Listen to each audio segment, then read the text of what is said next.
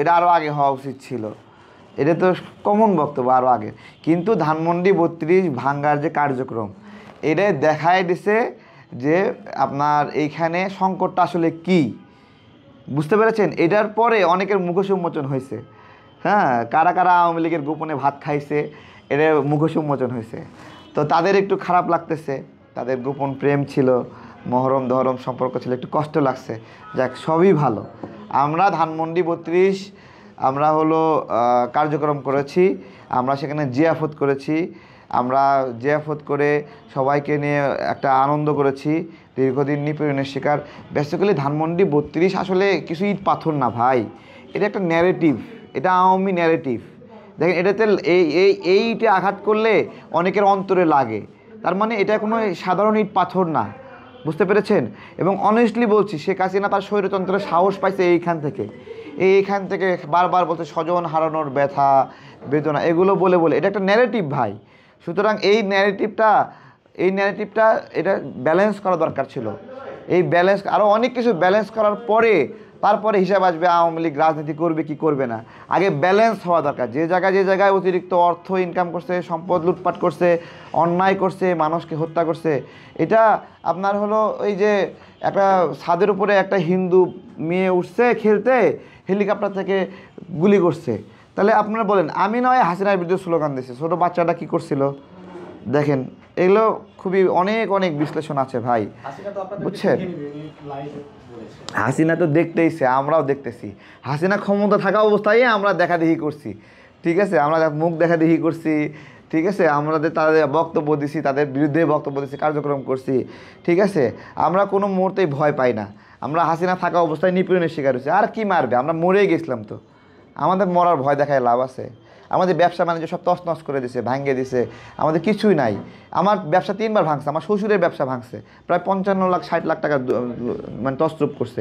আমি ছোটো একটা উদ্যোক্তা, দইয়ের দোকান দিয়েছি, সেটাই সহ্য হয়নি, ভাঙ্গে মাটির সাথে মিশাই দিয়েছে, ফ্রিজ ট্রিজ ভাঙ্গে সব নষ্ট করে দিয়েছে।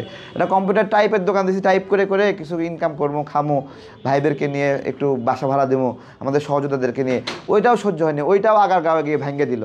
তো এগুলো যারা ধানমন্ডি 32 ভাঙ্গা নিয়ে করে, ঠিক আছে, আমরা যারা এটাতে ক্ষোভ দেখাইছি, ঠিক আছে, সেই ক্ষোভের তো ভাই কারণ আছে, আমরা তো ক্ষতিগ্রস্ত ভাই, আমাদের ক্ষতিটা দেখবে না? নাকি শুধু ধানমন্ডি 32-এর যে আবেগ, আমার ওই দইয়ের দোকান ভাঙলে আমার তার চেয়ে বেশি আবেগ লাগছে। আমি অনেক কষ্ট করে ধার খরচ করে ওই দোকান করছিলাম। আমি 1971 সালে মুক্তিযুদ্ধের 9 মাসে এই ধানমন্ডি 32-এর কোনো কার্যক্রম ছিল না, এখান থেকে কোনো আদেশ যায়নি, এখান থেকে কোনো নির্দেশ যায়নি, বরঞ্চ এখানের বাসিন্দারা নিরাপদে অন্য জায়গায় চলে গেছে এবং পাকিস্তানি আর্মির ভাতা খেয়েছে। ধানমন্ডি 32 কেন্দ্রিক কোনো লড়াই সংগ্রাম 1971 সালে হয়েছে দেখাতে পারবে যে ওইখান থেকে আদেশ আসছে, ওখান থেকে যোগ সদস্য হয়েছে, ওখানে গিয়ে মিটিং হয়েছে, ওই কেন্দ্রিক কোনো আলাপ আলোচনা 1971 সালের 9 মাসের কোনো স্মৃতি ধানমন্ডি 32 কেন্দ্রিক নাই, কোনো স্মৃতি নাই। এটা তো জনগণ যে মন্তব্য করতেছে, আমার ওই মন্তব্য নাই। জনগণ ওদেরকে কী বলতেছে এইটা আপনারা দেখেন, যে রাশেদ খান যে ধানমন্ডি 32-এর সমালোচনা করলো, ধানমন্ডি 32 আওয়ামী লীগের আত্মা, স্বৈরাচারের আত্মা, আমরা ইট খুলি নাই, আমরা ওই আত্মার টাইনে বের করছি। এটা হলো প্রেতাত্মা, স্বৈরাচারের প্রেতাত্মা। এই টাইনে বের করাতে যাদের খারাপ লাগতেছে তাদের বিষয়ে জনগণ একটা মতামত দিচ্ছে, ওইটা সবাই জানে, ওইটা আমাদেরকে আলাদা করে বলার দরকার নাই। আসলে এটা তো মানে কি বলবো বলেন, এটা কি মানে আমরা ধানমন্ডি 32 একটা জিয়াফত করছি, এইখানে হিন্দুত্ববাদের মানে শিকড় রয়েছে, বাই এনি মিনস তারা ভারতের দালালি করেছে দীর্ঘদিন।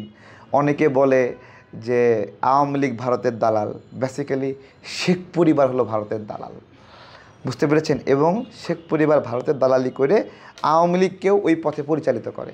এই শেখ পরিবার মূল ভারতের অ্যাসাইনমেন্টে কাজ করে, এবং শেখ হাসিনা 1975 সালের পর থেকে বাংলাদেশে আসা আগ পর্যন্ত ভারতের রয়ের প্রশিক্ষণ নিছে ভাই। এই রয়ের প্রশিক্ষণ নিয়ে তার এই মানসিক উন্নতি হয়েছে, শক্তিশালী একটা অবস্থান সে পেয়েছে, এবং এটা দিয়ে বাংলাদেশের মানুষকে শোষণ করেছে। আমরা এই ধানমন্ডি 32-কে উচ্ছেদের মাধ্যমে ভারতের আত্মাটা নিয়ে বের করছি এখান থেকে, ঠিক আছে?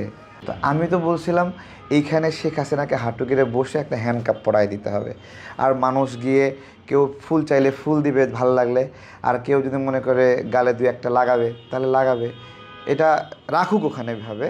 যার ভালোবাসা, আমি চাই ওখানে ফুল দেওয়ার অধিকারও মানুষ পাক, আবার থাপ্পড় মারার অধিকারও মানুষ পাক।